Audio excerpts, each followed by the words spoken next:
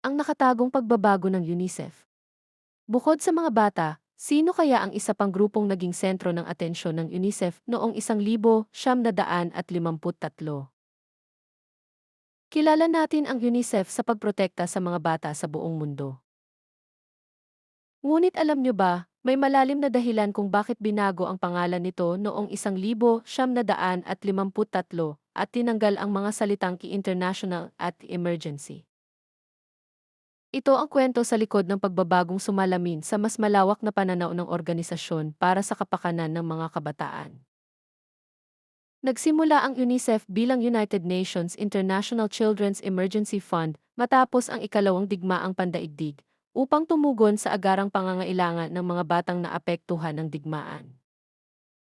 Ngunit nang unti-unting bumalik sa normal ang mundo, natanto ng UNICEF na ang pagtulong sa mga bata ay hindi lamang tungkol sa agarang ki-emergency na relief.